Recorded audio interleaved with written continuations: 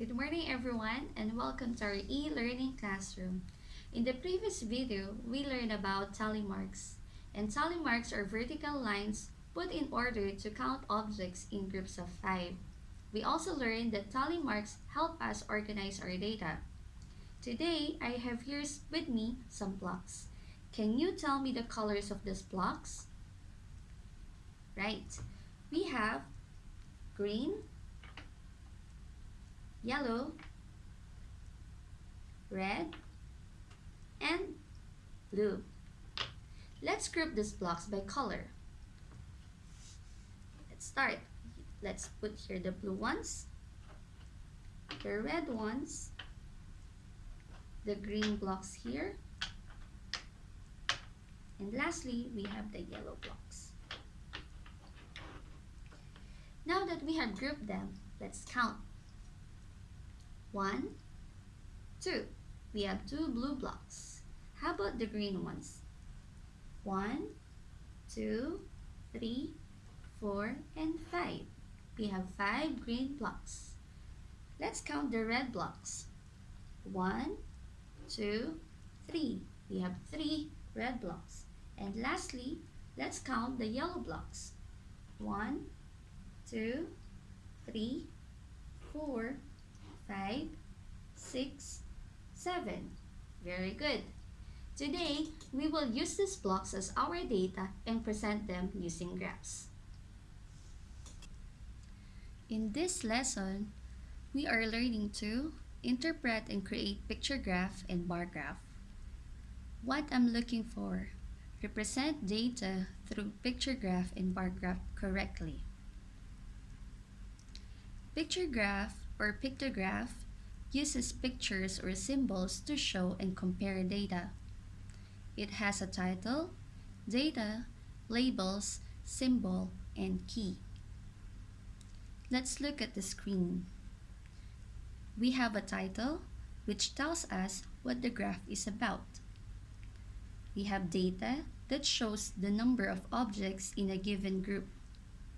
We have the labels that tell us what kind of data is shown.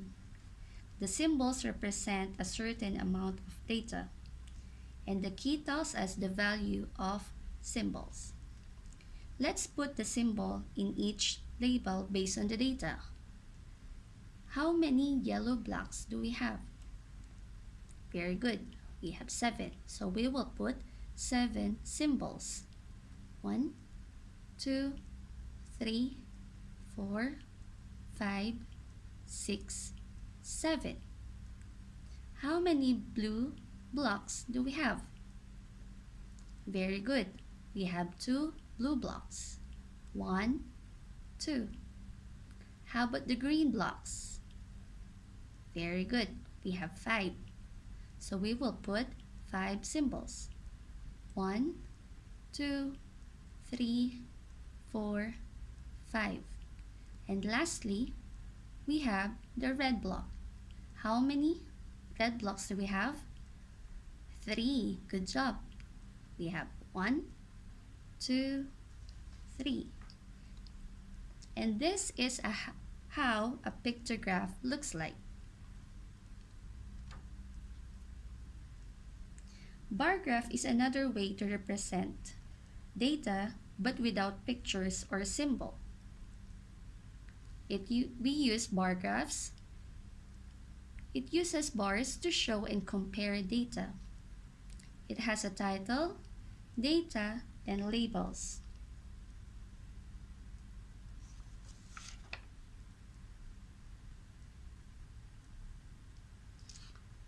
Bar graphs have numbers to let us know how many. It has a title to tell us what the graph is about. Bar graphs have labels to let us know what each bar stands for.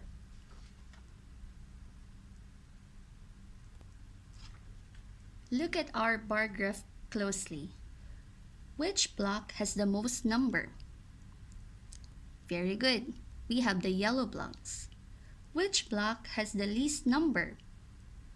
Good job. We have the blue blocks. Pictograph and bar graphs are other ways of data presentation. I hope you learned to interpret data correctly using bar graphs and pictograph. Until next time, bye!